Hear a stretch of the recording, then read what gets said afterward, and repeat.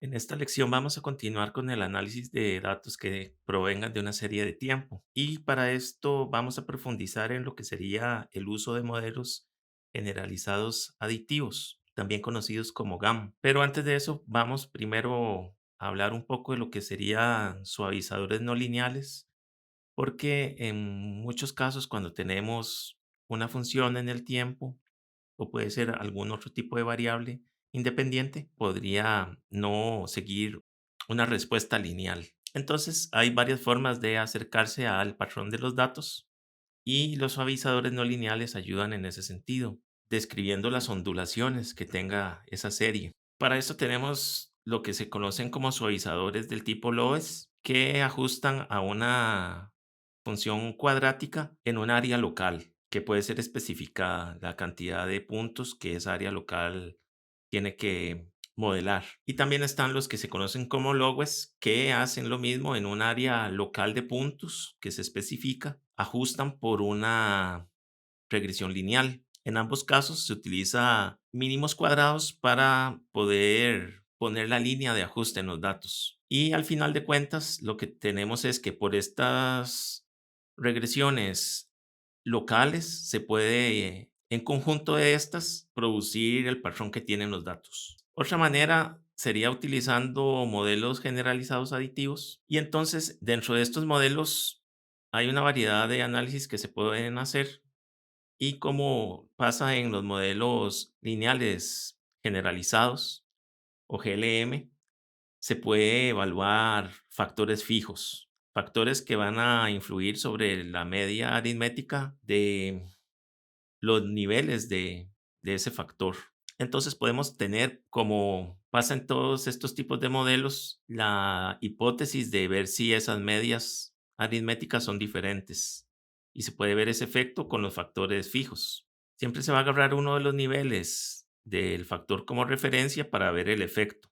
Y si no hay traslape en los intervalos de credibilidad, en este caso, se puede hablar de que hay una diferencia que nos indica la influencia de ese factor sobre la respuesta que estamos midiendo. Y si se traslapan los niveles de credibilidad al 95%, indica la no diferencia entre esos niveles en cuanto a su media aritmética. Importante también, parecido con GLM, es que podemos ajustar los datos a una familia de distribución. Por ejemplo, si son datos de conteos, podríamos utilizar la distribución Poisson o en algunos casos podríamos usar la distribución gamma. También en GAN se puede utilizar lo que sería la normal. Si tenemos datos de presencia-ausencia o datos de proporciones que nos indiquen ocurrencia de un evento, podríamos modelar por medio de la binomial y también están las distribuciones extendidas para lo que sería la binomial negativa si tenemos incremento de la varianza o en modelos más específicos ya podemos modelar incluso distribuciones para ceros inflados o lo que sería también factores aleatorios que pueden influir sobre la respuesta. Entonces hay distribuciones para cada uno de esos tipos. En esa parte ya lo que se tiene que conocer es cómo son los datos que uno tiene en el sentido de cómo se distribuyen.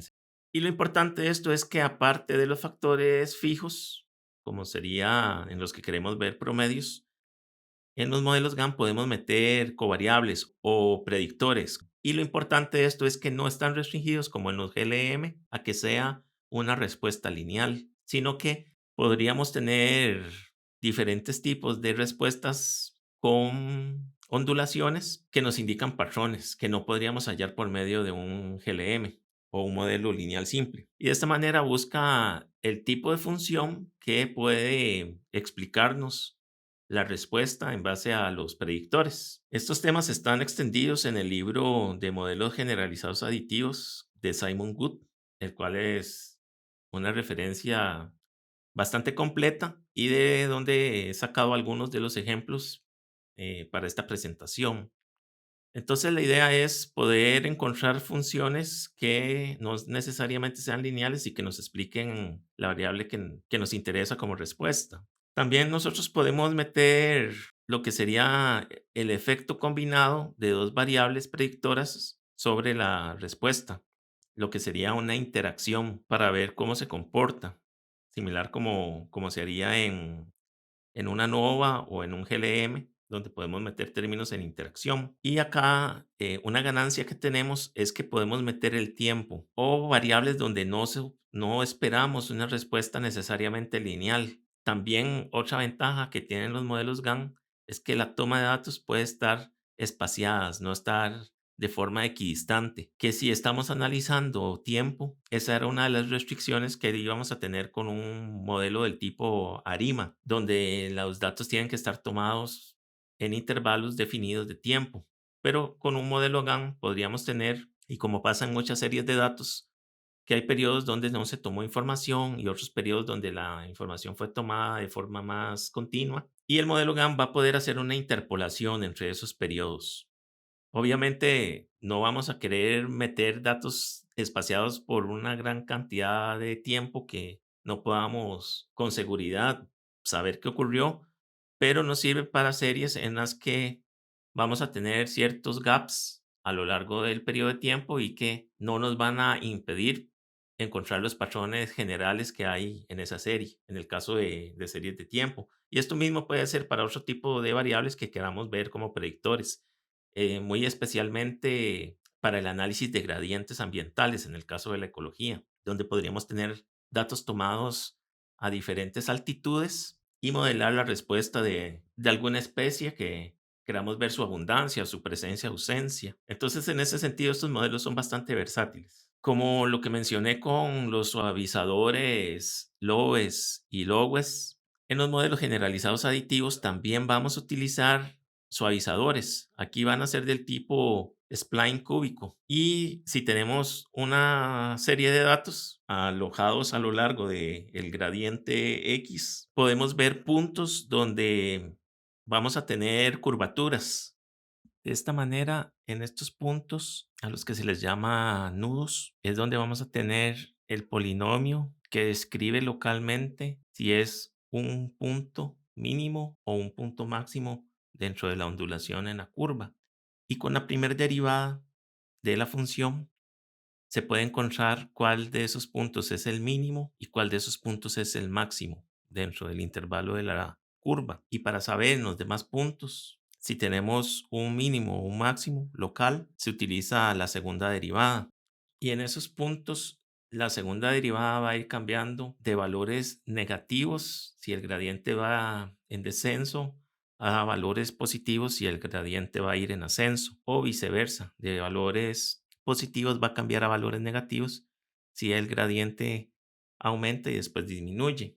Y justo en los puntos, la segunda derivada obtiene un valor de cero y a estos a los que se les llama puntos de inflexión. Entonces, un spline cúbico va a ser una curva construida por secciones por polinomios cúbicos. Y por medio de la segunda derivada, como mencionábamos, de esos cambios positivo a negativo, es que vamos a poder unir la curva en todos sus puntos. Y los puntos donde las curvas se unen son a lo que se le llama los nudos, incluyendo el punto inicial y el punto final de la curva. El valor de la segunda derivada en estos nudos, si venimos de la primera función cúbica polinomial a la segunda función cúbica polinomial en la curva, va a coincidir y es lo que va a producir la unión. Y para modelar una curva compleja con varias ondulaciones, vamos a recurrir a regresiones cúbicas locales. Y esa sumatoria de regresiones cúbicas locales en puntos de unión, que serían los nudos, nos ayudan a ver los diferentes máximos y mínimos que tiene la ondulación y de esta forma acercarnos a cómo se comporta esa respuesta en base a este grupo de regresiones locales. Estas secciones corresponderían a los nodos donde se va a ubicar el inicio o el final o bien el valor medio de uno de los regresores locales. Y de esta manera, entre más nodos tengamos, es mejor para poder modelar la curva. Por ejemplo, acá con solo 3 nudos o nodos, el modelado que se puede hacer es muy general, no abarcando todo el patrón que se puede ver en la dispersión de los datos. Y si tenemos suficientes datos y podemos incluir más nodos, pues va mejorando la forma en que el modelo es descrito y que se puede utilizar para hacer una mejor obtención de datos predecidos respecto a los observados. Pero también podemos utilizar suavizadores con bases superiores a 3, o sea, que sean más allá del suavizador cúbico, pero el cúbico es el más utilizado. Entonces, para obtener el valor de ese suavizador de la función local, de la función base que se utiliza para el spline, vamos a tener que utilizar la cantidad de nodos en los datos más 3. Y eso se define como el valor K. Y la base del suavizador sería el valor m más 1. Si tenemos m igual a 2 más 1 nos da base 3, que sería el suavizador cúbico. En este gráfico a la izquierda tenemos el ejemplo cuando m es igual a 1. Entonces tenemos un suavizador base 2 y esto nos indica que es diferente a 0 en f en solo o dentro de 3 intervalos. Mientras si m es igual a 2, la base sería 3 y entonces esto haría que sea solo diferente a 0 dentro de 4 intervalos. Y esos intervalos sería la división que producen estos nodos. Y hay varias bases, entonces tenemos los regresores cúbicos, regresores cíclicos, estos que pueden tener valores superiores a 3, que serían P splines. El que se utiliza en modelo GAN por base es el template y hay otros tipos también. Y también tenemos los tensores, que esto es una alternativa para usar en lugar de los suavizadores, pero los voy a mencionar más adelante. La idea al final de esto es poder modelar la curva en base a pequeñas distribuciones que se acoplen a esos máximos y mínimos y a ese grupo de funciones base es a lo que le llamamos el spline, que al final de cuentas sería el suavizador que nos va a ayudar a modelar. Ya en lo que sería la fórmula del modelo GAN, teniendo claro qué es el suavizador que vamos a utilizar, estos se expresan con la letra S en la fórmula y simplemente se utiliza el comando GAN, se abre paréntesis, se pone la variable respuesta que está en función de el suavizador para la variable independiente. Y entonces si pensamos en una similitud con los modelos lineales, en un modelo lineal lo que vamos a tener es una pendiente asociada a cada variable independiente para producir la respuesta, que es un coeficiente. Acá en lugar de ese coeficiente, lo que vamos a tener es la función del suavizador, compuesta por todas esas pequeñas funciones base y podemos poner varias variables independientes que nos sirven como predictores o covariables que son sumadas, por eso el modelo es aditivo.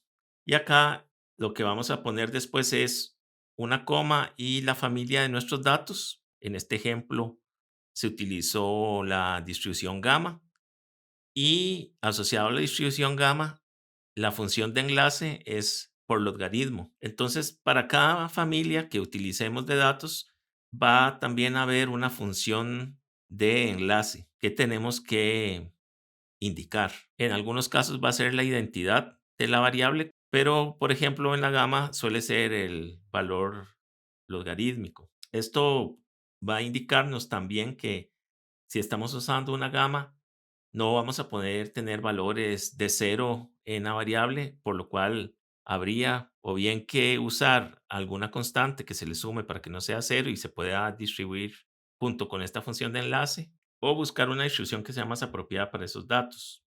Si no se le pone un suavizador a una de las variables, estamos indicándole al modelo que lo que esperamos es una respuesta lineal.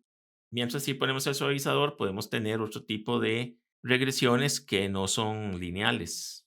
Cuando queremos ver la interacción de dos predictores para la variable respuesta en los modelos GAN, lo que podemos hacer es el suavizador, pero que contenga las dos variables separadas por una coma. Esto va a ser la interacción entre esas dos variables de forma isotrópica. Y también nosotros podemos controlar la cantidad de nodos máximos a los que nuestros datos se van a ajustar.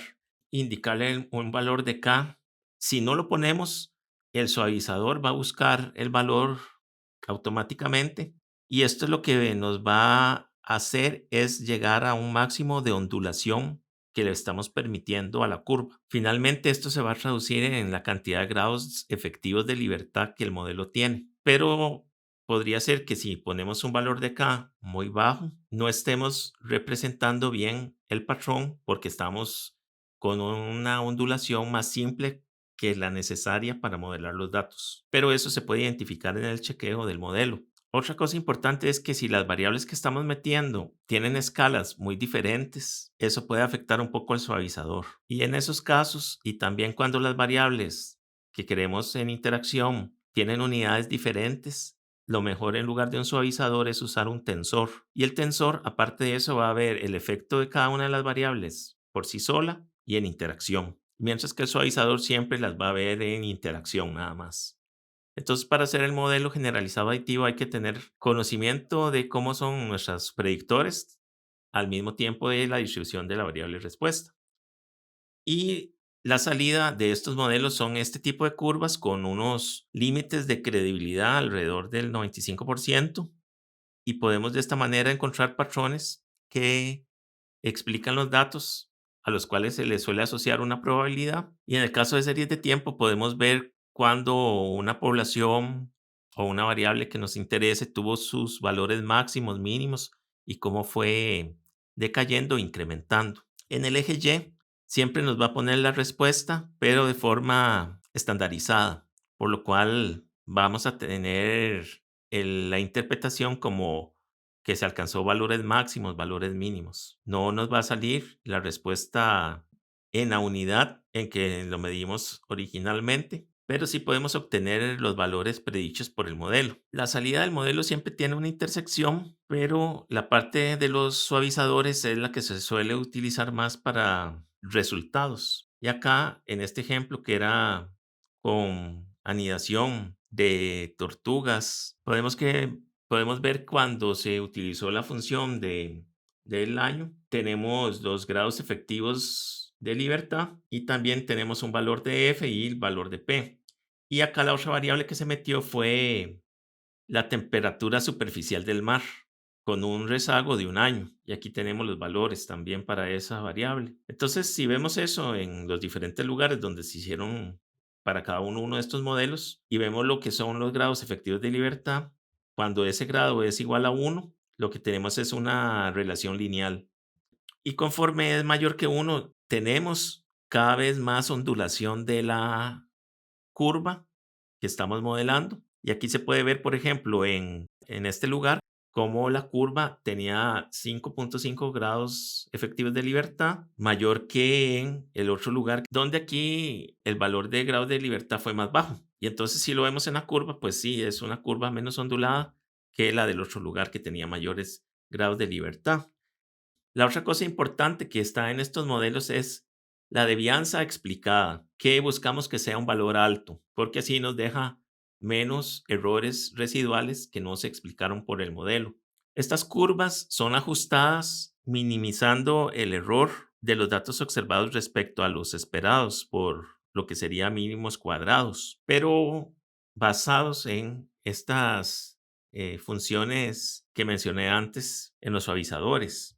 Y de esta manera lo que hace en realidad es maximizar el log likelihood o la verosimilitud, pero penalizándola por la ondulación de la curva. Entre mayor ondulación tengamos, se va a penalizar más la verosimilitud, que es el ajuste de los datos. Entonces vamos a buscar el valor máximo de esa verosimilitud ante esa situación de la ondulación para encontrar el modelo que mejor represente los datos sin excederse en ondulación. Este es un ejemplo en salud donde se tiene un reporte de número de fallecimientos y del ambiente en que estaban esas personas viviendo a lo largo del tiempo y se miden varios parámetros de ambientales, como sería la materia particulada en el aire, el dióxido de azufre que está en el aire, el ozono y también la temperatura diaria.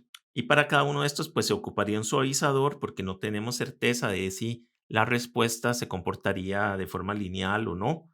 Y se podría controlar, como les mencioné, la base que toma cada uno de los funciones locales de los splines y el grado de ondulación del suavizador que está determinado por K se lo podemos indicar con ese valor máximo al que le decimos. Y si no se lo ponemos, el comando va a determinar un valor para esa función. En este ejemplo se conocía más o menos el comportamiento de las diferentes variables y por eso el investigador especificó las diferentes bases, pero para algunos no puso un máximo en el valor de K. Y como son conteos de cantidad de personas muertas, lo mejor era distribuirlo por la función Poisson, donde la función de enlace es la identidad, o sea, la variable tal cual fue medida.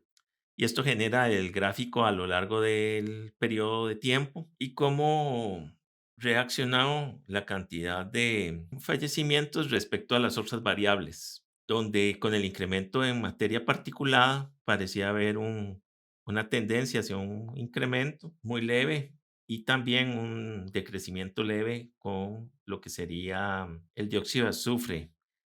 Vemos los intervalos de confianza y aquí es un ejemplo bueno para ver cómo esos intervalos de confianza son estrechos en los puntos donde tenemos bastante densidad de observaciones de ese gradiente de materia particulada que teníamos, porque a valores extremos casi no teníamos observaciones.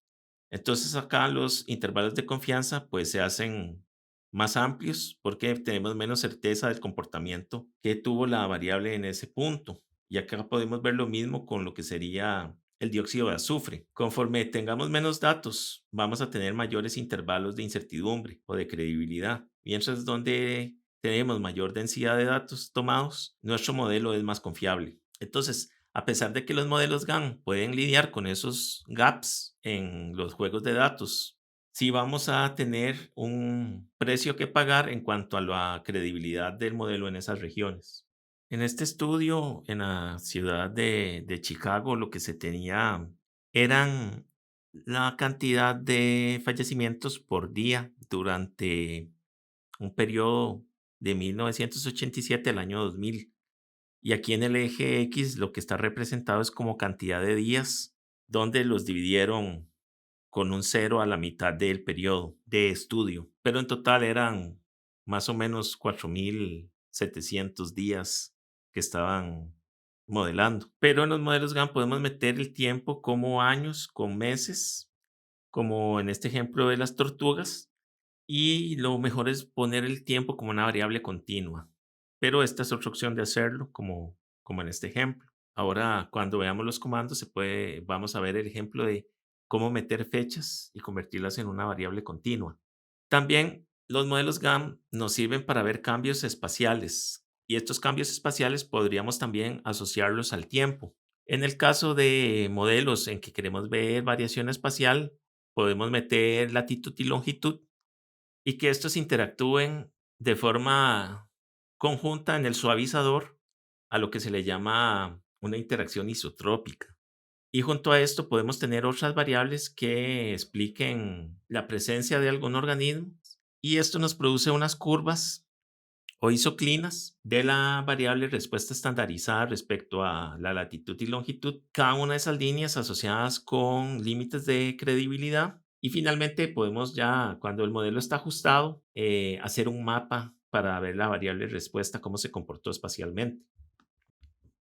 Bueno, este es un ejemplo de cómo realizar un modelo generalizado aditivo en el programa RStudio. Para esto se ocupa cargar las siguientes librerías: NLME, MGCV, que es la más importante para realizar los comandos de los modelos tipo GAM, la librería más y esta librería Lubridate, que nos sirve también para convertir datos en formato de fechas. Voy a correr un ejemplo de una serie de tiempo de organismos que habitaban en una playa en el año 1984, invertebrados, pero puede ser aplicado obviamente a cualquier tipo de serie temporal de variables que tengamos que cambien en el tiempo. Bueno, primero voy a cargar la base que se llama Macrofauna 1984, que está en formato .csv. Y aquí podemos ver que corresponde a diferentes fechas, desde el mes 3, día 8 de 1984, y se extiende por varios periodos. Y aquí tenemos diferentes características ambientales de la playa donde estaban viviendo, en el sustrato. El MOT es la materia orgánica total que contenía el sedimento, que muchas veces es alimento para algunos de los organismos. Y el número de individuos que se encontraron en las unidades de muestreo que tenían este estudio. Los datos, como mencioné, iniciaban en el 84 y en este ejemplo terminaban hasta el mes de marzo de 1986 para un total de 48 fechas en que se estudió los organismos en ese momento por el doctor José Vargas. Y entonces, bueno, ya lo que nos interesa es la parte de analizar los datos y aquí hablamos de Attach Macrofauna 1984. Podemos decir names para tener ahí claro cuáles son las variables que tenemos en el ejemplo. Y bueno, también si uno le hace un summary, que esto es básico, a una lista de valores que ingresamos, podemos ver si están bien las denominaciones, si están como datos que son categóricos o si están como datos que son cuantitativos, porque en los cuantitativos pues vamos a tener un promedio. Entonces, siempre es bueno hacer un chequeo de la base de datos que cargamos para ver si se está leyendo bien nuestros datos. Si no, habría que convertir las variables que aparecen como factores y que no lo son en variables numéricas para que no tengamos después errores con lo que sería el modelo GAN. Otra cosa importante es ver si hay variables predictores que están correlacionados. En este caso, nuestra variable respuesta pues es el número de individuos, es lo que queremos ver cómo cambia respecto al tiempo, pero tenemos también este ambiente sedimentario en donde están viviendo, entonces todos estos nos pueden servir como posibles predictores y queremos ver si son importantes para la cantidad de individuos que encontramos o no lo son. Entonces, para poder ver eso de forma rápida, podemos usar el comando core, que va a hacer unas correlaciones entre las variables. Y llamamos acá de la columna 2 a la columna 6, que serían estos datos de los sedimentos y la materia orgánica. Y acá nada se le llama el método de Pearson, de la correlación de Pearson, y solo queremos ver si hay algunas que estén muy relacionadas y si es el caso, podemos solo usar una de ellas para no meter variables que nos pueden causar problemas de colinearidad. Aquí podemos ver la matriz de correlaciones y de estos ejemplos, las variables que están más relacionadas y de forma negativa es la arena fina con el limo y arcilla en una correlación bastante alta. El resto están por debajo de 0.60, 0.50, entonces podríamos pensar que no hay una asociación tan grande que nos cause un problema de tener que excluir alguna. Pero en el caso de arena fina y limo y arcilla, podríamos dejar solo una de las dos y sabemos que la respuesta va a ser contraria dependiendo de la variable que queramos entender al final del análisis, si es del caso que fueran significativas. Entonces podemos mantener solo alguna de ellas dos. Lo siguiente importante es expresar las fechas en un formato que R de verdad lo pueda leer, como asegurarnos que están bien ingresadas y entonces aquí le decimos con el comando asDate que agarre la columna de macrofauna a la cual se le llamó fechas y que nos la ponga en el formato correcto para que se pueda leer como un objeto temporal.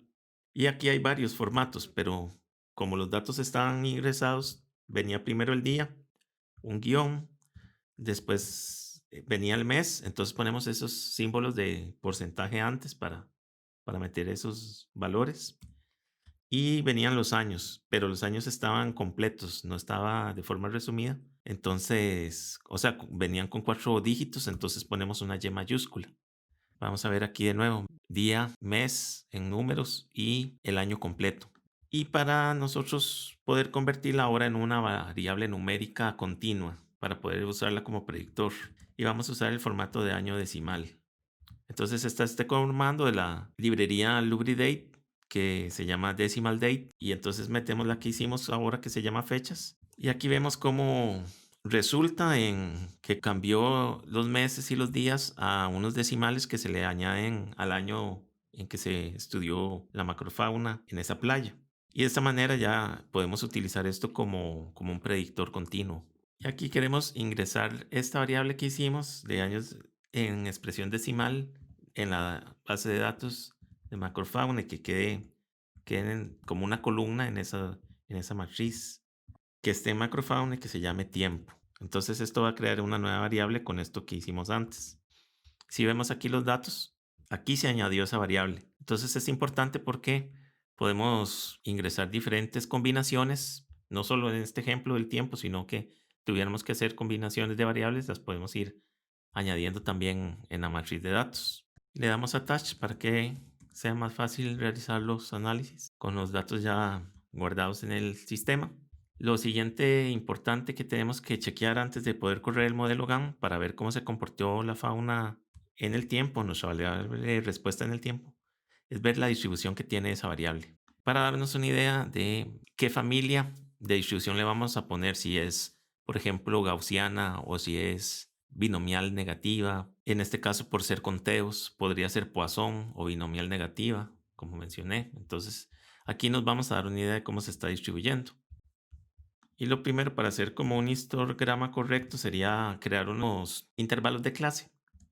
Y aquí entonces vamos a hacer un factor que va a estar seccionado por medio de unos intervalos de clase que podemos hacer con el comando bricks. Y para encontrar el número adecuado de secciones en que se va a dividir la variable, usamos la regla de Sturges, que esto nos indica el número adecuado de intervalos de clase que puede tener una variable para un histograma. Y aquí vamos a ver cuántos son esos intervalos y de qué rango abarcan cada uno en su amplitud. Aquí nada más vamos a contar cuántos niveles son para tenerlo como dato claro.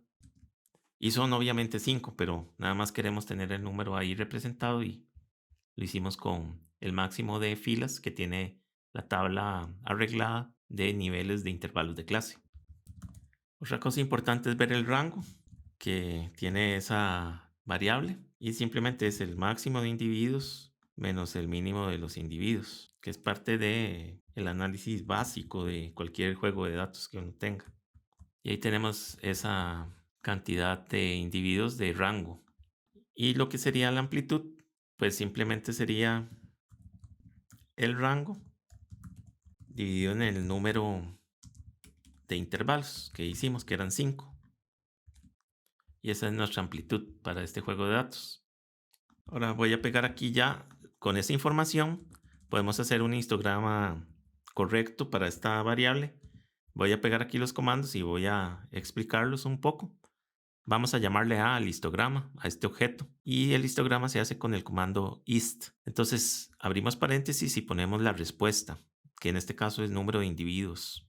Y después llamamos acá de nuevo la información para los diferentes bricks que van a ser los intervalos que va a representar como barras en el gráfico del histograma. Y aquí pues ponemos lo que sería la información del rango y dividido por la amplitud que ya habíamos calculado antes. La amplitud va a dividirnos el rango en el número de intervalos que requerimos. Lo importante aquí es que esa cantidad de intervalos de clase lo hicimos por la regla Sturges. Entonces, esto nos define un poco mejor cómo es la forma adecuada de representar el gráfico del histograma, para que se acerque más a la forma de la distribución que realmente los datos siguen. Aquí le ponemos que nos ponga la frecuencia de cada intervalo, no le ponemos un título.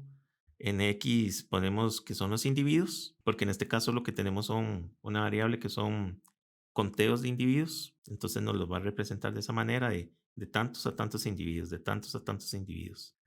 En Y es la frecuencia de cada uno de esos intervalos y después ponemos que muestre la cantidad de datos que hay encima de cada intervalo y el color de las barras en gris. Y aquí con el histograma podemos ver que la mayoría de muestras o observaciones se acumulan cuando los datos tenían poca cantidad de individuos y son pocas las observaciones en que se dio una cantidad de individuos muy elevada. Entonces va cayendo de esta manera, muy abrupto. Y este tipo de distribución tirada hacia lo que sería la izquierda del eje de la variable respuesta suelen ser del tipo binomial negativa, en el caso de conteos de organismos, por lo cual es la distribución que podríamos utilizar para ajustar los datos. Si esto hubieras tenido una distribución más con forma de campana, nos parecería más del tipo gaussiana y por ser conteos podría ser tal vez incluso más apropiado representarlo por medio de una distribución de Poisson. Si fuera una variable continua, que no fuera número de individuos, que son un valor discreto, pensaríamos en otras distribuciones, por ejemplo, lo que son para datos que sigan una distribución tirada hacia la mayoría de datos a la izquierda del eje X y con una cola alargada hacia la derecha. Pensaríamos que podría ser una distribución gamma, si son datos continuos, y si son datos continuos y se vea con forma de campana, pues ahí sí que pensamos en una distribución gaussiana. Pero en este caso, como mencionamos, en nuestro ejemplo vamos a aplicar lo que sería la familia binomial negativa.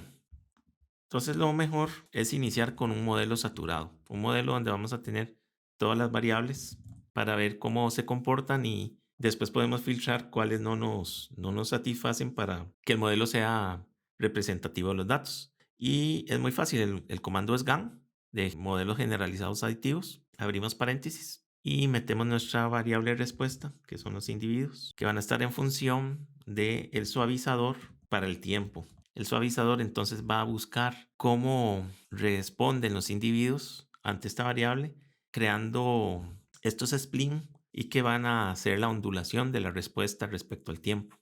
Y el resto es lo mismo, ponemos suavizadores para las diferentes variables que teníamos en la matriz, como lo que era la materia orgánica. Sumamos porque es un modelo aditivo, lo que sería el limo y arcilla, que es un tipo de sedimento fino. Vamos a poner otro suavizador para la arena, que tenemos la arena gruesa. La arena fina no la vamos a meter porque está negativamente y fuertemente correlacionada con el limo y arcilla. Entonces es redundante meter esa variable.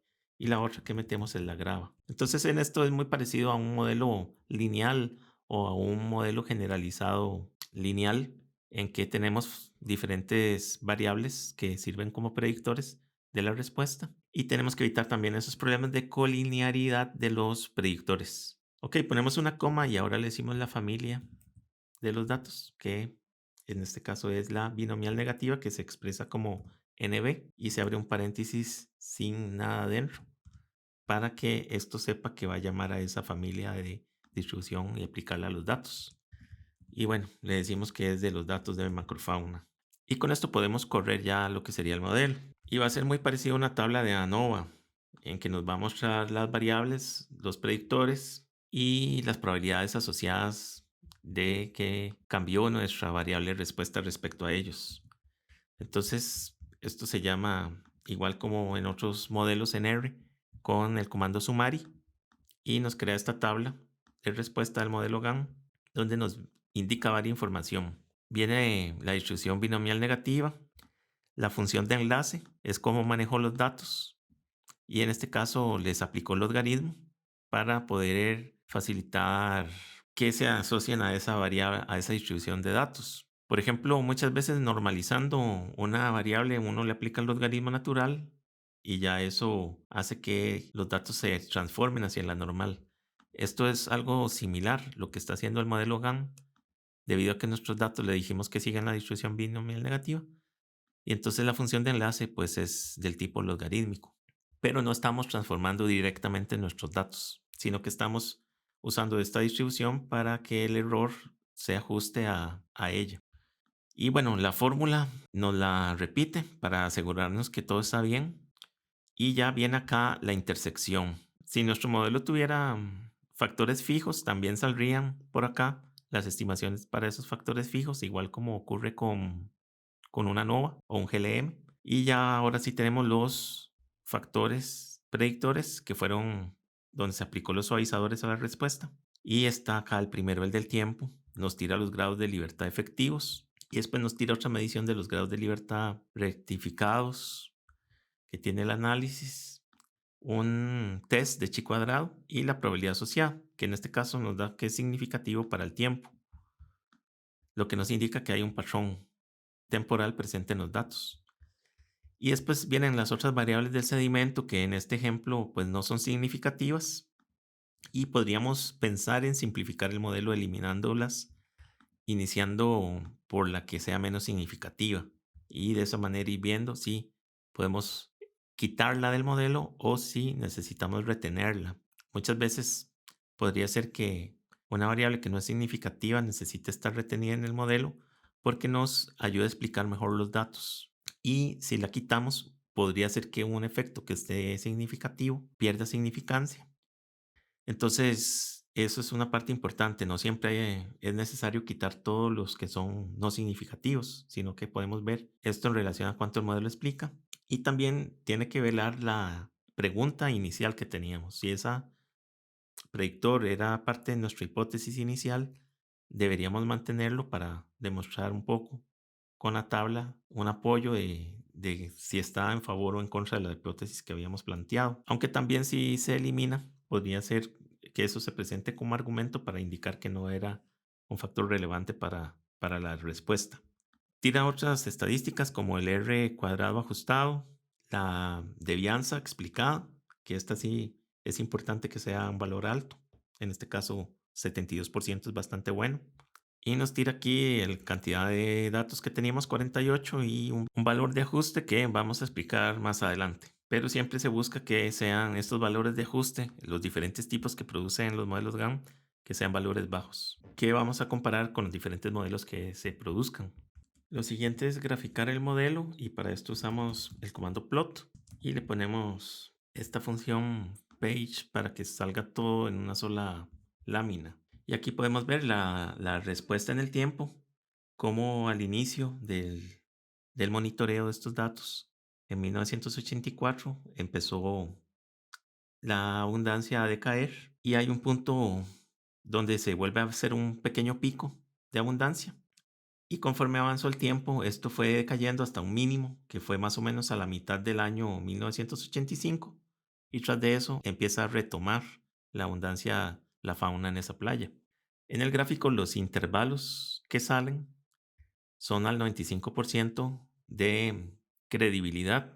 Y las líneas que están sobre el eje del tiempo, estas pequeñas líneas, nos indican los puntos donde se tomaron los datos. Entonces podemos ver espacios que podrían tener algunos huecos. Y esto igual lo puede interpolar el modelo cuando hace la estimación de los patrones y nos sirve para ver dónde estaban ubicadas la mayoría de los datos. En este caso están bien distribuidos porque se hizo de forma mensual en lo mayor tiempo posible, sin necesidad de que fuera el mismo día. Y eso también va a quedar acá representado por la magnitud de la variable del tiempo que hicimos decimal. Y entonces podemos ver cómo se comportó eso. Y sabemos que es significativo. Ahora, las otras variables que no fueron significativas, por ejemplo, la materia orgánica, podemos ver que los valores de materia orgánica están muy similares todos, ubicados en este ámbito de la variable y con pocos datos y raros, alejados,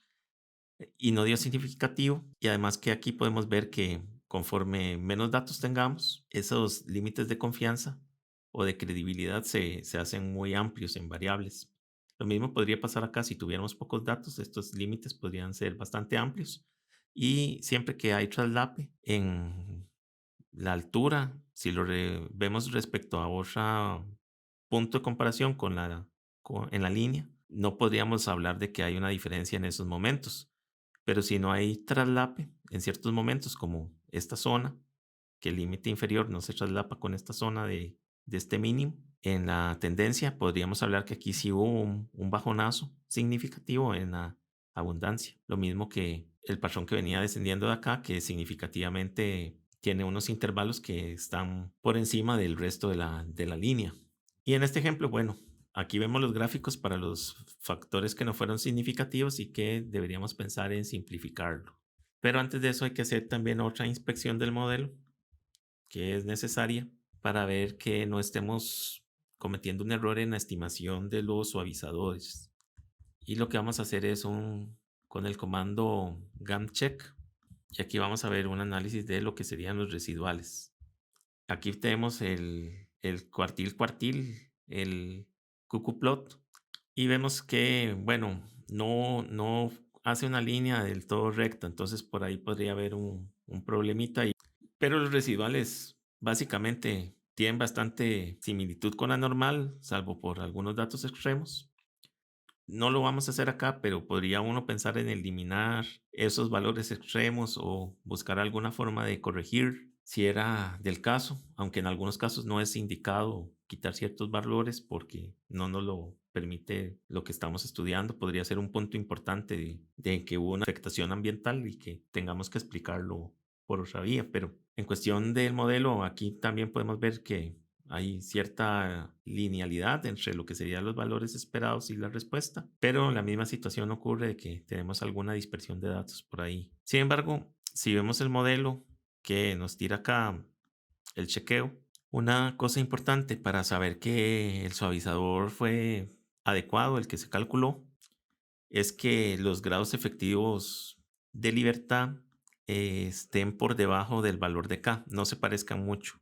Porque si entre más parecidos sean estos dos valores, tenemos posibilidades de que ocupábamos una mayor base para hacer los spline que el que usamos. En este caso se lo pusimos automático, entonces el modelo pudo buscar unos valores adecuados. Y lo sabemos porque las probabilidades cuando hacemos el chequeo GAN tienen que ser mayores de 0.05 para los diferentes suavizadores. Si tuviéramos un suavizador con valor menor que 0.05 en esta parte del análisis con el comando gancheck nos indicaría que hay un problema en la estimación de la base del suavizador. Muchas veces si podemos controlar eso elevando la base para que sea mejor estimada la ondulación de la curva. Aquí no vemos ningún problema y estos datos en realidad no presentan tampoco un problema que podamos considerar muy grave como para no seguir con el análisis, aunque eso también depende cuán estricto sea el que está realizando la investigación. Lo siguiente que podemos hacer es simplificar el modelo, porque vimos que tenemos varios factores que no son significativos. Y entonces aquí, pues es muy fácil la simplificación de los modelos. Vamos a empezar con el modelo que teníamos saturado, el mismo que corrimos antes, con los diferentes factores, materia orgánica, arena gruesa, grava y el tiempo. Y ese era el modelo inicial que lo llamamos aquí para recordarnos, donde teníamos todas esas variables. Tiempo, materia orgánica, limo, arcilla, arena gruesa, grava. Y si vemos la tabla, el limo y arcilla es la que tiene la probabilidad más grande. Por lo tanto, es el que debemos intentar eliminar de primero del modelo para simplificarlo. Y aquí si escribimos el modelo, ya sea en limo y arcilla, eliminando esa variable, ese predictor, lo corremos y podemos comparar los modelos con lo que sería una prueba de ANOVA. Llamamos el modelo inicial, que es el saturado, donde tenemos todos los factores, y el modelo 1, donde quitamos el limo y arcilla. Y le podemos hacer un test que sería con la prueba F. Y vamos a ver qué nos sale. Si fuera significativo, nos indicaría que no podemos quitar el limo y arcilla del modelo. Y si es mayor que 0.05, nos indica que esa variable en realidad no está aportando mucha información y que podríamos removerla. Aquí sale la tabla del análisis de varianza entre los dos modelos. Pero vemos que no nos tiró un valor de probabilidad. En este caso, iba a realizar acá para un test de chi en el paquete y no nos tiró probabilidad. Y esto es porque el cambio que hubo entre la devianza residual entre un modelo y el otro es muy poca. Apenas un 1 de la magnitud que tenemos acá de la devianza residual. Entonces es un valor muy pequeño para poder calcular el test de ANOVA. Nos indica en parte que esa variable no está haciendo mucho en explicar los datos, que no es algo que hagan otras de los predictores de mejor manera, pero no tenemos una prueba para basarnos realmente en eliminarlo o no. Entonces, en ese caso, lo que podemos hacer es llamar un AIC, que es el valor de el criterio de información a Kiki, que buscamos siempre el valor más bajo. Entonces vemos aquí la respuesta del indicador AIC y vemos que para el modelo 1, donde quitamos la variable de limo y arcilla, tiene un IC más bajo. Entonces podemos seguir con este modelo, preferiblemente sobre el modelo 1, donde teníamos un valor de IC más alto que nos indica que está más sobreajustado que el modelo 1 y posiblemente era por la inclusión de ese factor que tampoco hacía mucha explicación en lo que era la devianza explicada, como para no quitarlo. Entonces ahora llamamos el resumen, el summary del modelo 1 para ver qué factores nos quedan. Sigue el tiempo estando significativo. Tenemos los otros variables, ninguna ganó significancia. Hay veces quitando alguno de los no significativos, puede ser que alguno de los otros gane significancia. En este caso no ocurrió. Vemos que el valor de devianza explicada es 72.4 y si vemos el sumario del modelo 1 era 72. Entonces ganamos un poquito de devianza explicada. También el valor de RML negativo era 342.72 en el inicial y aquí es más bajo, 341 en el modelo 1. Entonces ahí vemos también la ganancia de eliminar la variable del limo y arcilla del modelo. Y el siguiente factor que podríamos eliminar, porque no nos está ayudando mucho a predecir, sería en este caso la grava, que es la que tiene la probabilidad más alta. Entonces se hace lo mismo, se llama el modelo 2, solo que ya no está la grava presente acá. Hacemos el ANOVA entre el modelo 1, que era el que ahora estamos tomando como elegido por el momento, y el modelo 2, que es el que estamos simplificando, que es en el que ya está simplificado. Y vamos a ver qué pasa. Y aquí es un ejemplo donde la probabilidad es significativa. ¿Qué quiere decir esto? Que no nos es recomendable eliminar grava del modelo porque esta variable tiene importancia en poder modelar los datos de la respuesta, pese a no ser significativo por el momento en estos datos. Entonces el modelo 1 sigue siendo el más adecuado que al modelo 2. ¿Qué hacemos? Pues seguimos con otro de los factores. El siguiente que vemos que no era importante en el modelo 1 era la materia orgánica, que tiene una probabilidad alta. Entonces vamos a hacer un modelo 3 donde no tengamos la materia orgánica. Y esta parte ya aquí es un poco de rutina. Nosotros en GAN, a diferencia de lo que serían, por ejemplo, los modelos tipo ARIMA o los GLMs, es que no podemos tener un comando automatizado que nos simplifique el modelo. Tenemos que ir quitando un factor o agregando un factor, o si tenemos una interacción, eliminar la interacción y ver qué pasa. Tenemos que irlo haciendo paso por paso, porque no existe un comando para que lo haga de manera automática y se puede correr esos peligros de eliminar factores que tal vez sí nos ayudan a explicar un poco mejor los datos, pero que no necesariamente tienen una significancia estadística. Hay veces buscamos más fórmulas que nos ayuden a predecir mejor que fórmulas que nos digan si un efecto tiene una probabilidad asociada o no. Entonces depende mucho del enfoque que tengamos para el análisis. Pero en cuanto a certeza y a devianza explicada, es muchas veces conveniente retener factores no significativos en los modelos y un método automatizado puede tender a eliminarlos. Y con la eliminación, algunas veces se cae la devianza explicada, que eso es lo que no queremos. Entonces, aquí ya corremos lo que sería la ANOVA del modelo 1 contra el 3, donde en el modelo 3 no tenemos la materia orgánica. Y pasa lo mismo, es significativa, no la podemos quitar, pese a que no tiene una P menor en el summary del modelo. Entonces sigue nuestro modelo 1 siendo todavía el mejor.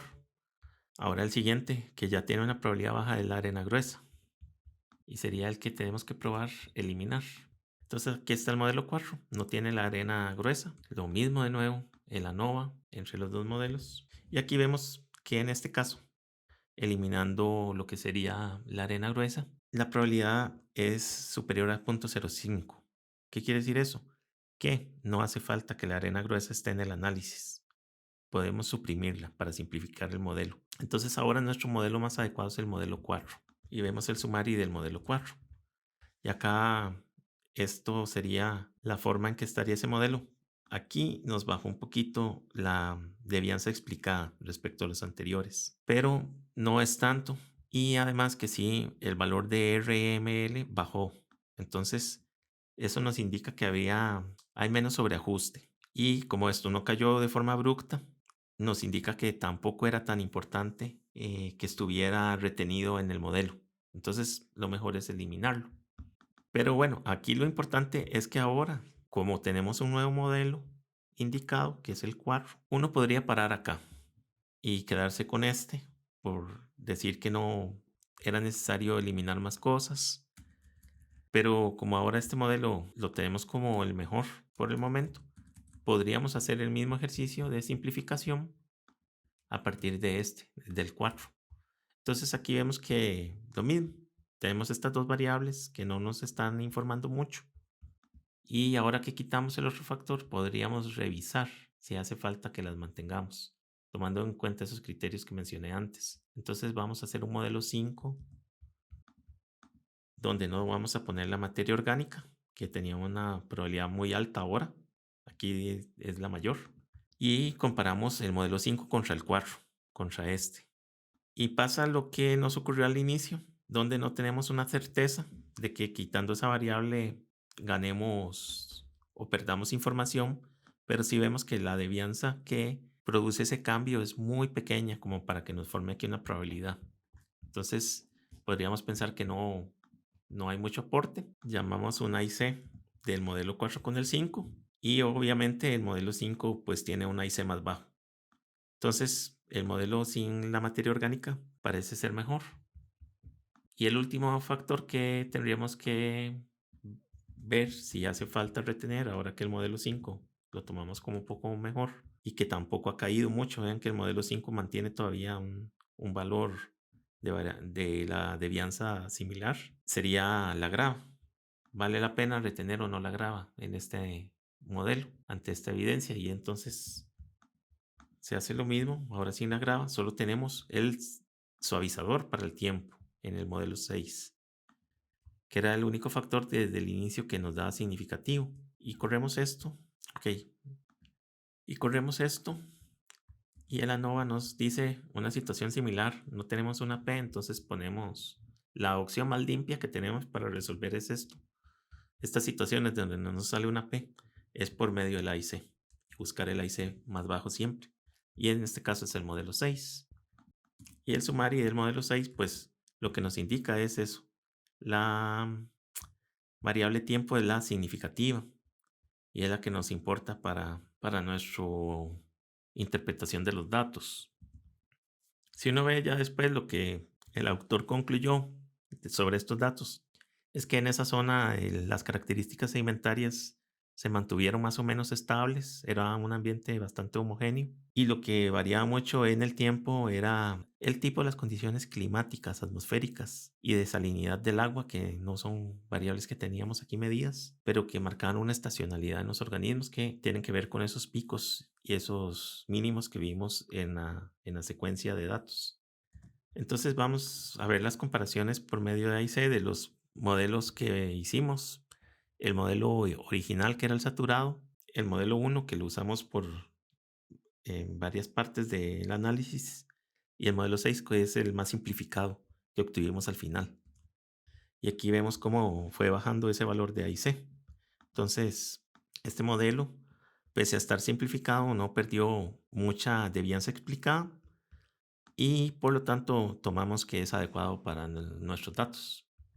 Ahora, básicamente lo que queda es igual a hacer el chequeo del modelo con el comando gancheck y los gráficos que tiene asociados. Y aquí vemos básicamente lo mismo que teníamos al comienzo, pero que no tenemos problema con el estimador del suavizador del tiempo. Como mencioné, sí hay unos puntos acá que uno podría considerar valores raros y en otro tipo de análisis uno podría excluirlos, pero en este que es un monitoreo y queremos ver lo que pasó, no es adecuado. Y se grafica el modelo y aquí ya tendríamos la línea del ajuste en el tiempo y ver estas ondulaciones, que es lo importante. En los modelos GAN podemos obtener este tipo de ondulaciones significativas que con un modelo lineal generalizado no tendríamos capacidad de detectar. y uno podría ver los coeficientes que se usaron para los splines del tiempo con el comando coef del modelo 6. Y aquí nos tira el valor de la intersección. Y aquí podemos ver los valores de los coeficientes que se usó para cada distribución base que se usó en el spline del suavizador del tiempo, que en este caso fueron hasta 9 bases regresivas no lineales para producir esta ondulación de esta tendencia. Y esto sería la fórmula básicamente de modelar estos datos con varios coeficientes multiplicando por el factor del tiempo en el que estemos. Otro uso importante que tenemos con los modelos GAN es que podemos ver patrones espaciales. Si metemos datos de longitud y latitud junto a la variable respuesta que queremos estudiar. Inclusive podríamos incorporar el predictor del tiempo en el modelo, pero en este caso voy a hacerlo sencillo solo ingresando lo que serían variables espaciales. Para eso tenemos que cargar estas paquetes con el comando library. Algunas de esas son para modelos no lineales, para mapas que se van a utilizar en este tipo de modelos. Y obviamente la librería importante acá es la MGCV, que es donde están los comandos de GAN. Estas librerías de mapas nos permiten localizar o graficar diferentes tipos de mapas que están ya cargados en los paquetes, aunque también vamos a ver que vamos a bajar una base de datos específica de comandos para hacer mapas. Estos comandos que les presento aquí son de un proyecto de investigación en Bahía Culebra, en Costa Rica, donde estábamos viendo la parte ambiental del cómo cambian los sedimentos y un montón de variables más biológicas que en esto me ha ayudado Rebeca Camaronero y en la búsqueda de los comandos y el que corran bien, y entre los dos los hemos hecho, entonces por eso lo menciono acá. Pero son comandos que podemos encontrar en diferentes libros y páginas web y todo el mundo de R, que es abierto a la comunidad científica. Entonces, este es un ejemplo con sedimentos marinos en una bahía y cómo cambian espacialmente. Este ejemplo es también de una sola de las fechas. Aquí vamos a tener, que le voy a llamar datos. Le decimos aquí que los lea, se llama grava.csv, el formato CSV separado por punto y coma, punto decimal, el título verdadero, que agarre la primer columna como nombres de las filas, que ahorita vamos a ver cuál es el formato que tiene. Vamos aquí a darle View Datos para verlos. Y aquí las filas va de la 1 a la 20, es el número de la estación de muestreo. Y tenemos la longitud y la latitud en que cada estación se ubicaba. En cada estación se sacó una muestra del fondo marino y se estimó el porcentaje de grava que éste contenía.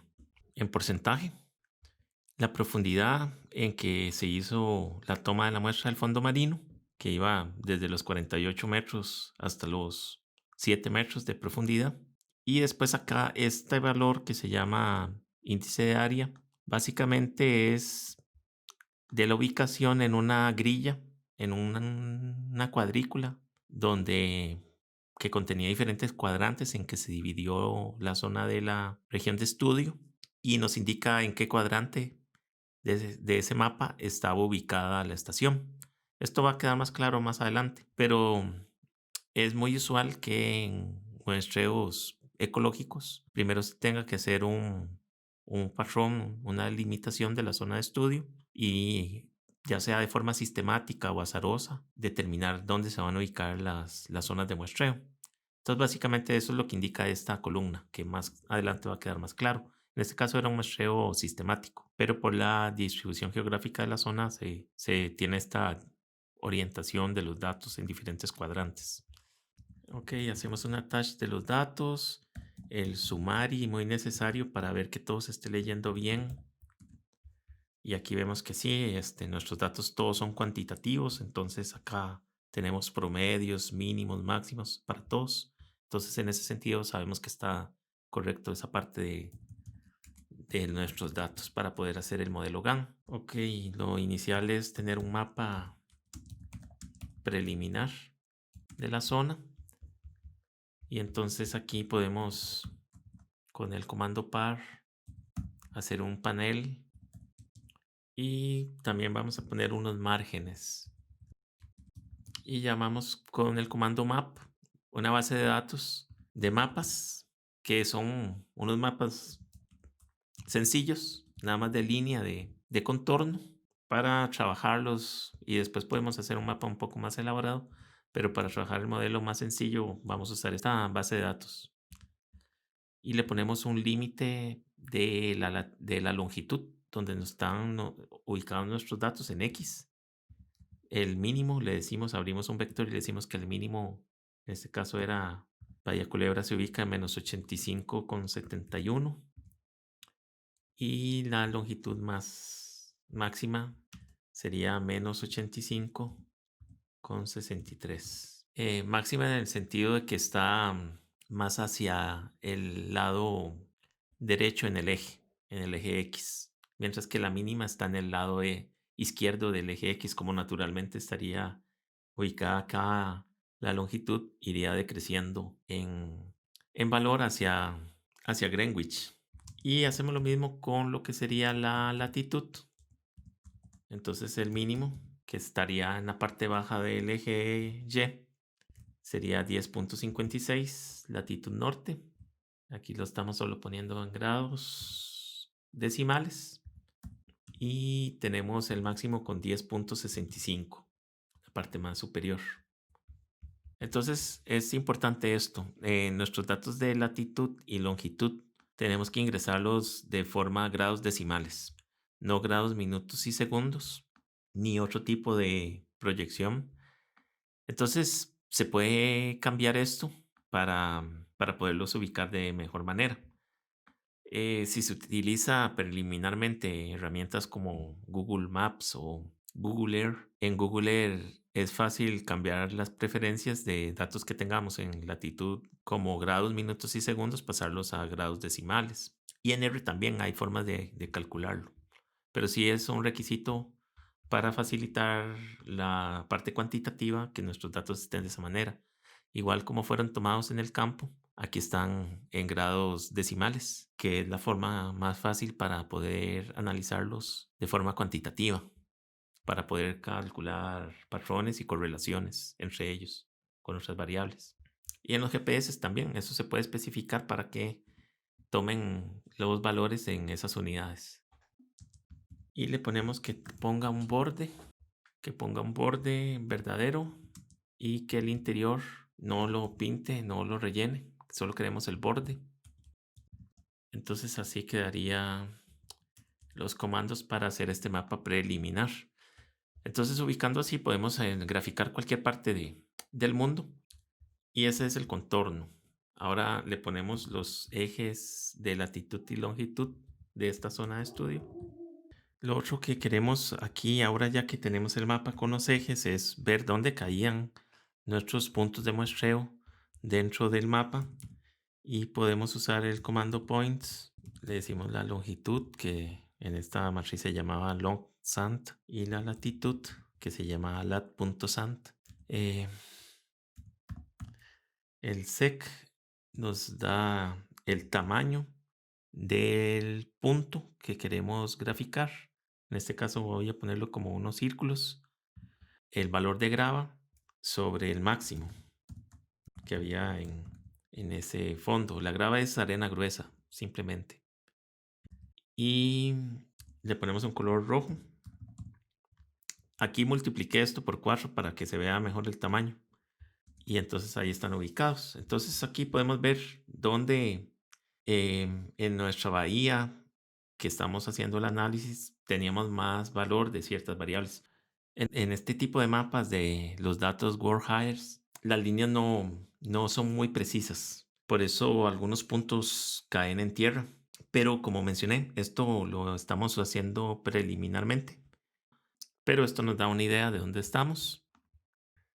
Vamos a hacer aquí un objeto mapa de sitio. Voy a llamarlo como un objeto, mapa de sitio, para tenerlo guardado ahí, para usarlo después en la parte de predicción.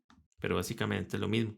Lo otro es que aquí uno puede exportar los datos, los mapas, cualquier gráfico. Y la mejor opción es guardarlo como un PDF, porque se va a mantener como vectorial y se puede editar en otros programas de edición de imágenes como Illustrator o Inkscape o ese tipo de programas. Y nos permite mejorar mucho para lo que sería presentaciones o publicación. Entonces, preferiblemente cualquier gráfico, guardarlo como PDF sobre otro formato en que no sería fácil hacer alguna edición y hay que hacer el gráfico totalmente desde el inicio. Cambio, con estos formatos de PDF se puede editar posteriormente. Ok, parecido con el ejemplo anterior de GAM, vamos aquí a ver más o menos qué distribución siguen los datos. Voy a hacer una prueba de Shapiro-Wilk, un test de Shapiro-Wilk para ver si son normales o no son normales, sin tener que hacer el gráfico. Y aquí vemos que no cumplen la normalidad, que es esperable muchas veces en datos de este tipo, que son porcentajes. Y entonces es indicado hacer el histograma. Tenemos que hacer el histograma para más o menos tener una idea de cómo se distribuye nuestros datos. Y acá lo que vamos a ver son los intervalos de clase por medio de un factor que haga cortes en la variable de la grava y que esos cortes me los haga por la regla de Sturges, que nos indica el número apropiado de intervalos de clase para una variable. Y estos los vamos a convertir en niveles. Y acá nos muestra los valores de a dónde iría cada uno de esos intervalos en el porcentaje de grava. Y nada más hacemos un conteo de cuántos intervalos tenemos, como el máximo de filas en la tabla data frame de los niveles de intervalo de clase, que es muy obvio, ahí los podemos contar, pero queremos el número tal cual para después meterlo en otras funciones. Y en este caso tenemos 5 intervalos de clase, que son los apropiados. Lo siguiente es el rango, que es el valor máximo menos el valor mínimo que toma la variable. Y tenemos que es 42.15. Y la amplitud ya sabemos que es el rango entre los intervalos de clase que presenta la variable. Y entonces aquí nuestra amplitud es de 8.43 en cada intervalo de clase. Ya con esto entonces voy a pegar aquí los comandos para el histograma. Lo mismo, mencionar que es un objeto, le ponemos un nombre. El histograma de la variable grava.sant. Los cortes o intervalos van a ser dados por el rango divididos por la amplitud. Entonces eso nos da los intervalos de clase. Y acá que sean las frecuencias, las barras que va a presentarse dentro de cada intervalo. En X el porcentaje grava, en Y la frecuencia, las etiquetas verdaderas sobre las barras y un color gris. Y con esto, si corremos, vamos a tener nuestro histograma.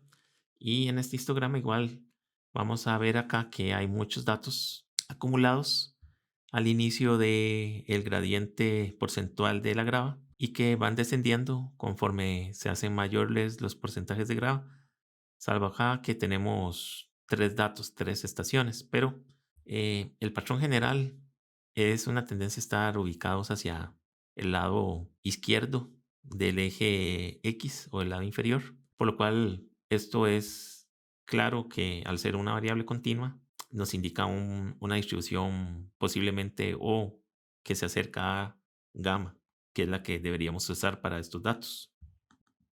Ok, como es una distribución gamma, podemos hacer una estimación de un parámetro beta que nos indica la escala, que tiene que ver un poco con la distribución, la forma en que la distribución se ve. Y hay un parámetro que se llama el parámetro de escala, que es el inverso de beta, y que también se le llama rate o phi, y que lo podemos usar como un estimado de la variación que hay en los datos y lo vamos a introducir en el modelo. Y beta se estima por el parámetro de dispersión, que es la varianza entre el promedio, que en este caso es un valor alto porque la varianza de los datos es mayor que el promedio. Y hacemos el estimado, el inverso de beta, que nos va a dar el estimado del parámetro de escala o rate. Y en este caso es este valor, 0.113226. Esto lo vamos a utilizar después en el modelo. La otra variable que tenemos ahí de importancia para el modelado de estos datos, aparte de la latitud y la longitud, que también es una variable espacial, es la profundidad. ¿Cómo cambia con la profundidad? En otros ambientes, por ejemplo terrestres, en lugar de profundidad podríamos tener la altitud y entonces eso nos ayuda a modelar los datos de una forma más tridimensional. Aunque no podemos juntar tres variables al mismo tiempo en un modelo GAM con interacción, pero sí nos permite ver los efectos que hay de esta tercera variable en los datos. Entonces es bueno chequear también que esa variable siga cierta normalidad. Y vamos a hacerle aquí una prueba de test de Shapiro nada más para ver cómo se distribuye y en este ejemplo se distribuye normal. Entonces no tenemos problema. Si tuviéramos variaciones, por ejemplo, que se tomaron datos más profundos o en caso de tierra, que tenemos ciertas altitudes y de pronto una altitud muy grande respecto a las demás, es bueno transformar los datos de forma que no nos incrementen ruido por esa varianza de la variable predictora. Entonces, ya seguiría a hacer el modelo GAN espacial y vamos a ponerle un nombre. GAN Gravel le voy a poner por el tipo de sedimento que estamos analizando. Y comando GAN, llamamos la variable respuesta que es Gravel Sand. Está en función de y abrimos un suavizador.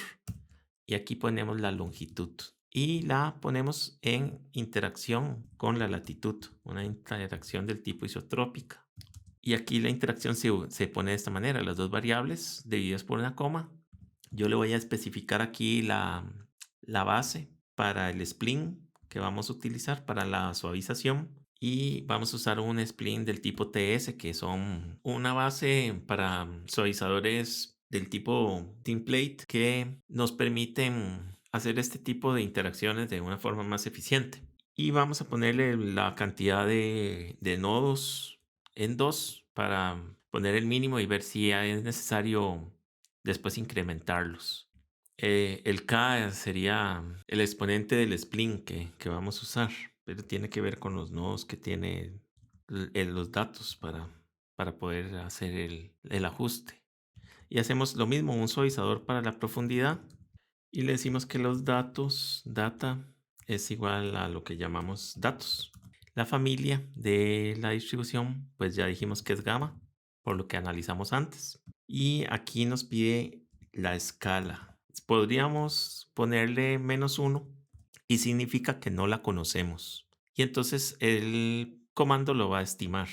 Si le ponemos 0, va a usar el mismo tipo de modelo para calcular el error o la verosimilitud que tienen los datos, que igual con -1 por el tipo de distribución que es gamma. Y si la ponemos positiva, indica que la conocemos y puede hacer una estimación en base a esa.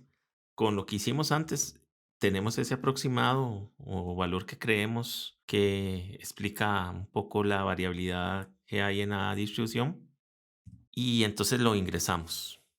Y después tenemos aquí un parámetro que no hay que confundir con la distribución, que también se llama gamma, solo que con minúscula. Y si lo ponemos en 1.4, nos permite evitar el sobreajuste. Y principalmente importante cuando tenemos muestras pequeñas, como en este caso que solo tenemos 20 estaciones. Entonces corremos el modelo. Nos salen aquí unos advertencias donde nos dice que pusimos la base muy baja para los suavizadores debido a los nodos, entonces que esto se incrementó lo menor posible, pero no es nada grave para nuestro análisis, sino que nada más nos está indicando lo que tuvo que hacer. Y llamamos el sumario y aquí podemos ver el resumen de estos datos para el modelo.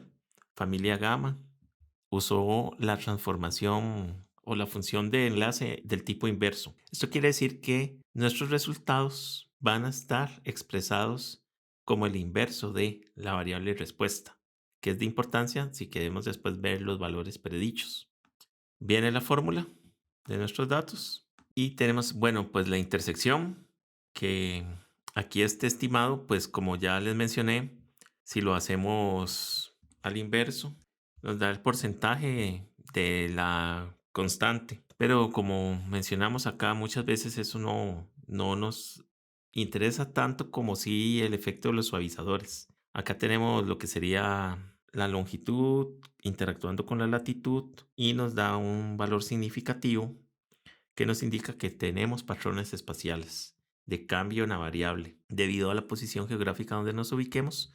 Y además el suavizador de la profundidad nos indica que hay un cambio de la variable con la profundidad significativo. Ahora bien, la devianza explicada no es muy alta, 35.4, pero por lo menos tenemos significancia y no es tampoco un valor muy pequeño.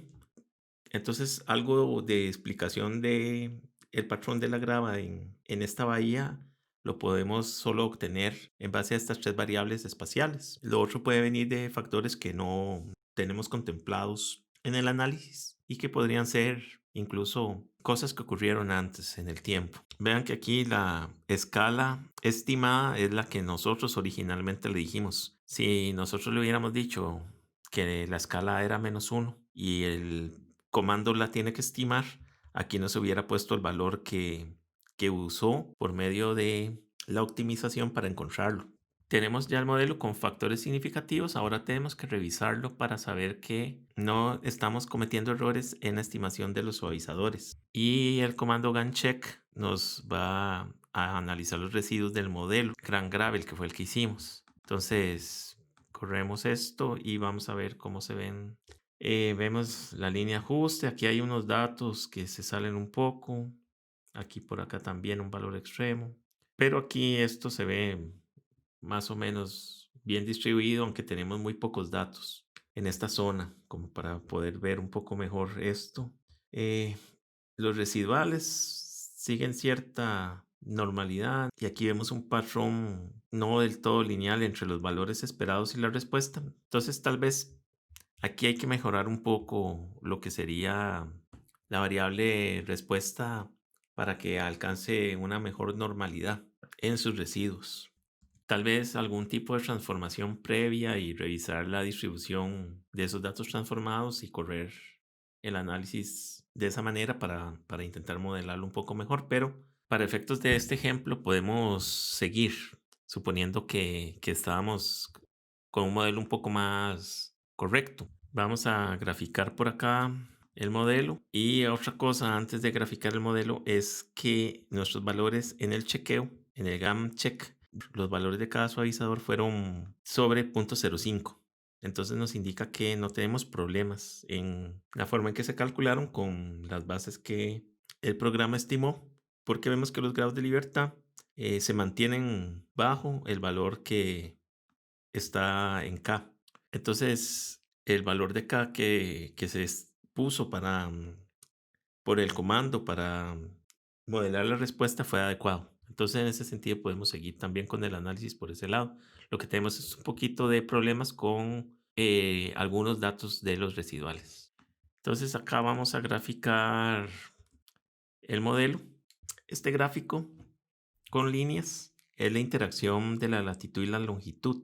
En los modelos GAN, la respuesta viene estandarizada en el sentido de que lo que nos representa es valores sobre o bajo el promedio en los datos. Respuesta. Y aquí tenemos líneas respecto a la longitud en X, latitud en Y. O sea, este sería el mapa de la zona. Y aquí tenemos la línea de 0, la línea de menos 0.02 respecto a ese 0. Y aquí hacia acá van bajando y hacia esta zona va subiendo esos valores de esta línea.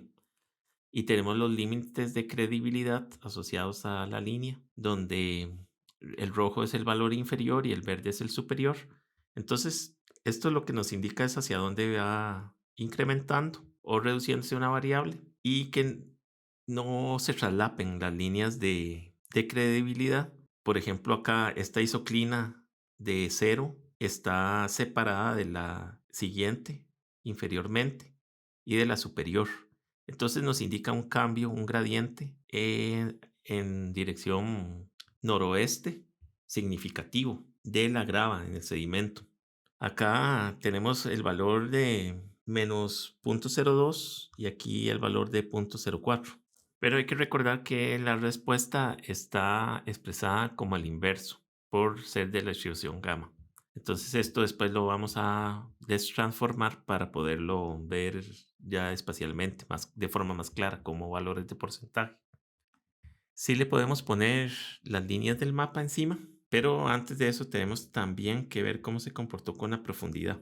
Entonces aquí el mismo programa nos indica que le demos con la tecla retorno para ver el patrón con la profundidad. Y aquí vemos la caída que tiene la cantidad de grava, también sobre el valor del promedio, cómo cae conforme aumentó la profundidad en la bahía. Igual, aquí nos salen las líneas donde están ubicadas nuestras estaciones de muestreo, pero vemos este patrón donde nos indica un descenso en la cantidad de grava conforme la bahía se hacía más profunda.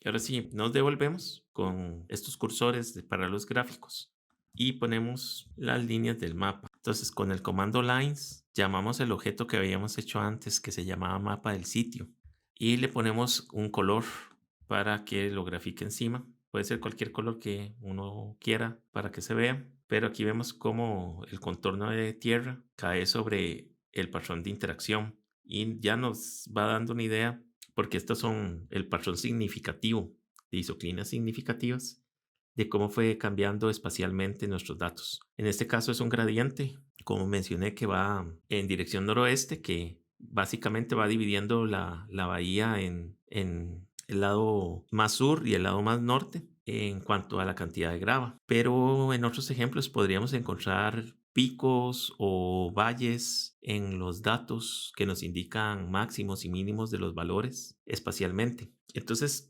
para distribución de especies o evidencia de fenómenos locales, es bastante útil este tipo de modelos en la parte espacial. Y si metemos un factor temporal, podemos ir viendo el cambio en el tiempo. Ahora vamos a graficar ya lo que serían los valores predichos sobre el mapa. Y aquí viene la parte donde tenemos que meter la grilla que se había utilizado para el muestreo. Y entonces en este ejemplo era una grilla de 7 cuadrantes. Entonces si yo hago con el comando array, abro un vector de unos y ceros por 7 por 7, esto me crea este vector que van a servirme de celdas para la grilla. Y acá lo que vamos a decirle es que hay nuestro gradiente del qué punto en la longitud, a qué punto en la longitud vamos a tener dividida la grilla y una división espacial de esa grilla en cuanto a grados. Y aquí es 1/87 para que se pueda dividir bien de esa manera. Vamos a ver esta secuencia para lo que sería la longitud. Y aquí serían los puntos. Cada 1/87 en que se va dividiendo este rango de longitud donde hicimos el muestreo o la región de estudio. Y lo mismo se hace para lo que sería la latitud. Entonces aquí serían nuestros puntos en la grilla donde está dividido. Entonces tenemos esos dos vectores para longitud y para latitud. Y ahora queremos ver cómo se ve esa grilla. Hacemos con el comando imagen, llamamos el vector de latitud y de longitud que hicimos antes, nuestra matriz que habíamos hecho para las celdas, que era de 7 por 7, y le ponemos color en gris y blanco para que se distinga más claramente. Y acá estos son valores para los ejes, las letras en los ejes. Entonces corremos esto y nos genera el enrejado de 7 por 7 en esa ubicación geográfica, que esto se hizo previo al muestreo para ubicar las estaciones. Con el comando de líneas, pues se ubica en el mapa el contorno y ahí ya podemos ver dónde quedaba más o menos la distribución de nuestra bahía, donde muestreamos respecto a esta grilla. Y ponemos los puntos de muestreo que se realizaron sobre la ubicación espacial. Este punto está en mar, solo que aquí el contorno de este mapa no es exacto, pero es un punto ubicado en mar. Lo vamos a ver después en otro mapa. Y aquí se ubica más o menos, intentar ubicar los puntos en diferentes grillas. En este ejemplo fue un poco más difícil por la orientación de la bahía, pero se hizo de forma intentando que quedaran equidistantes. Igual este punto está en mar, aquí esta línea está un poco más atrás. Y de esa forma lo ideal es tener un punto en cada uno de los cuadrantes para otros muestreos que la gente pueda hacer o de donde tenga datos también. Datos satelitales muchas veces están ordenados de esta manera y uno los puede modelar de esa forma. Y aquí ya seguiría la parte de indicar en cuáles datos de la grilla tenemos datos, que serían los puntos, los cuadrantes donde se ubicaron nuestros sitios de muestreo, que era lo que en los datos originales que les mostré se llama índice de área. Y entonces tiene un número. ¿Y cómo empieza ese número? Empieza desde esta posición, donde sería el cuadrante 1, 2, 3, 4, 5, 6, 7. Y las filas van incrementando en esos números. Hasta que al final tenemos el cuadrante 49, aquí como el último, empezando del 1 al 49, en este ejemplo que era de 7 por 7. Y entonces indicamos en cuáles de esos hubo datos, que acá está ya presentado como una variable. Si no lo tuviéramos antes y podemos hacer esto, tendríamos que calcularlo visualmente a ver dónde se ubicaron nuestros puntos para poderlo llamar en el análisis siguiente. Entonces acá pegamos de nuevo el vector que ya habíamos hecho de longitud y latitud. Vamos a hacer una nueva matriz de datos de 7 por 7, pero ahora le ponemos unos NA que nos indican un espacio vacío para la grilla. Y lo que queremos ponerle encima es los datos, la ubicación de donde tenemos datos. Entonces ponemos de la matriz ZZ que acabamos de indicar. Le decimos que de el archivo datos use la columna área index para que rellene los puntos donde tenemos datos de los puntos donde no tenemos datos. Y sobre esta, que me ponga los predichos del modelo. Solo que aquí, bueno, predichos, con el comando predict, llamamos al modelo GAN que habíamos hecho, que le pusimos GAN grave. Okay. Esto va a leer los datos predichos que están en el modelo y que esto se base en datos, en la tabla de datos nuestros que cargamos para correr el modelo Grand Gravel. Ok, ahí estaría bien. Esto ya nos daría la ubicación de los predichos y cuánto valían en la grilla. Pero hay que recordar que como usamos una distribución gamma, la función de enlace era inversa. Entonces, los predichos están en valor inverso a la respuesta. Entonces, para tenerlos en la escala original, pues simplemente le ponemos 1 sobre los predichos y esto ya los va a devolver a porcentajes. Y si corremos esto y vemos cómo quedó la matriz, ahora tenemos acá los puntos donde teníamos datos de esos 49 y qué valor de porcentaje tenían de grava, predicho por el modelo GAN-Gravel. Y lo siguiente entonces ahora es ver los predichos como líneas de contorno en el mapa. Entonces aquí usamos el comando imagen, image, los vectores de latitud y longitud, la matriz, que ahora es ZZ, donde tenemos los valores predichos. Vamos a correr esta parte aquí para que se vea cómo se ve esa matriz ZZ, que donde le indicamos que había datos, nos los va a poner. Entonces básicamente acá ya tenemos la bahía, solo que en forma de matriz de datos. Y pues lo otro es ponerle color a estos celdas. Voy a correrla aquí con color azul. Tendría esta forma. Podríamos presentar el mapa de esta manera, pero como son tan pocos datos, prefiero en este caso que esté en color blanco para solo mostrar las líneas de contorno, que sería con el comando contour. Y aquí pues le decimos lo mismo, que los contornos los haga en base a esa matriz de datos predichos y que se los sume a la imagen. Y aquí con el comando contour le ponemos el eje de longitud, de latitud, la matriz de los valores predichos en la bahía y que se lo añada a la imagen. Y entonces aquí se puede ver el patrón. Solamente le ubicamos con líneas el mapa del sitio y ahí podemos observar cómo se ve en este mapa. Como indiqué, acá tenemos líneas que no calzan muy bien en la costa y es por el contorno del mapa que estamos usando. Pero ahora que ya sabemos cómo se ve nuestro modelo y va cambiando, aquí había mayor cantidad de grava que se va reduciendo hacia este otro lado de la bahía. Entonces podemos ya hacer un mapa más definido. Y aquí un mapa de la línea de la costa más detallado. Lo podemos graficar con la librería SP, pero vamos a bajar unos archivos que están por zonas geográficas, que sería esta página web. Y aquí hay varios archivos de datos de diferentes partes que se pueden bajar por país. Se puede encontrar las diferentes zonas geográficas y nos dice los tipos de datos que están disponibles para descarga. Y en el caso de Costa Rica, donde está ubicada la bahía que estamos estudiando, Bahía Culebra, el mapa se puede encontrar con este archivo .rds y ahí viene el nombre para nuestros datos de Costa Rica. Y este hay que bajarlo y ubicarlo en el directorio de trabajo que tenemos para que lo lea R. Y entonces aquí pues se carga con el comando read rds, que es el formato del archivo que bajamos con los mapas. Y entonces que lo lea de la ubicación donde lo guardamos en nuestro ordenador. Le ponemos un nombre, mapa del sitio 2, mapa sitio 2. Y lo graficamos con plot, el comando básico de graficar. Y llamamos GADM, que es el tipo de objetos en los datos. Color, le ponemos un color gris. Los ejes que sean reales en el mapa. Le ponemos el borde en color negro. El valor de en X, que sería de dónde a dónde queremos que el mapa vaya.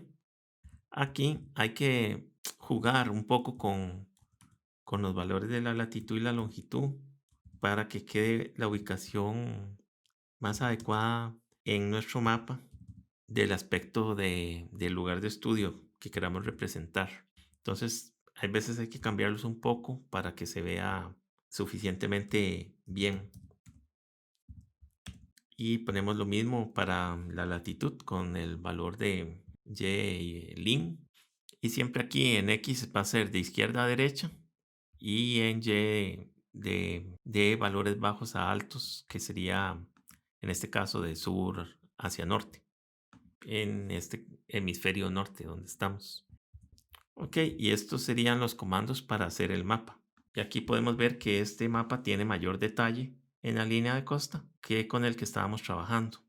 Le agregamos los puntos de muestreo encima del mapa. Este valor de LAS igual a 2 es para que nos ubique las etiquetas de esta manera en los ejes para que no se traslapen los números unos con los otros. Ahora vamos a poner los puntos de muestreo, latitud, longitud de los datos, el tamaño que queremos del punto, que sea un punto relleno y lo podemos poner en color negro.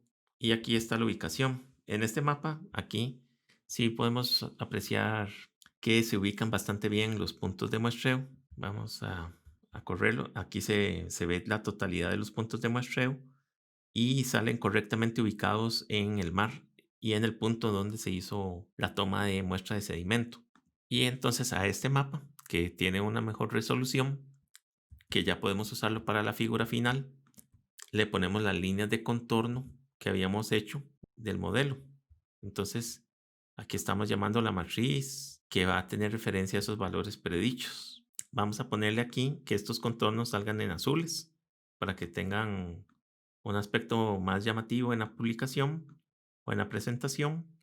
Y este es el valor del grosor de la línea y del tamaño de la letra. Y entonces lo corremos y ahí se presenta nuestro modelo ya terminado, donde podemos ver aquí cómo los valores fueron incrementando en esta bahía Panamá, que es una pequeña bahía dentro de esta bahía Culebra, y también hacia este punto de bahía Hermosa, que son aguas más someras con presencia de arrecifes rocosos y restos de arrecifes coralinos que aportan más carbonatos a la zona. Y de esta manera se ve que van reduciéndose la grava conforme nos adentramos a esta parte de la bahía, hasta que en este punto son valores más bajos. Aquí hay un mayor aporte de otros tipos de sedimentos más finos. Y sabemos que es un gradiente significativo. No es solo graficar los valores que tenemos acá, sino por el modelo y el gráfico de la interacción, sabemos que hay un cambio significativo. Ahora bien, eso ya de por sí para esa variable es importante en términos granulométricos, pero en términos de la ecología nos indica un gradiente existente que seguramente podría tener una influencia sobre los organismos que habiten en ese fondo. Y así se podría usar para otros ejemplos de ecología, tanto terrestre como acuática, o también para ver patrones de variables de incidencia de enfermedades. Los modelos GAN se pueden usar también para modelar enfermedades y verlos de forma espacial. Entonces tiene bastante utilidad en todo lo que es el modelado de datos. Ahora bien, si exportamos este mapa como PDF a algún editor de gráficos vectoriales, como lo es Inkscape o Illustrator, podríamos afinar un poco para que estas líneas no queden sobre tierra, sino que sean no nos interrumpan esa parte terrestre del mapa. Y después lo otro es que hay puntos donde la interpolación no fue tan buena, porque tal vez hizo falta alguna estación de muestreo o la grilla que se usó tenía que ser más fina. Lo que pasa es que eso depende de los costos y de las condiciones climáticas en que se realice o no una situación y que se pierda o no se pudo muestrear alguna estación. Pero la cantidad de puntos donde no se pudo extrapolar de forma muy adecuada, más o menos uno nota que siguen ese patrón de incremento y la mayoría de la bahía sí fue bastante bien hechos los contornos. Estos modelos siempre interpolan cuando son espaciales. Entonces no podemos hacer una extrapolación hacia puntos donde no tuvimos muestras.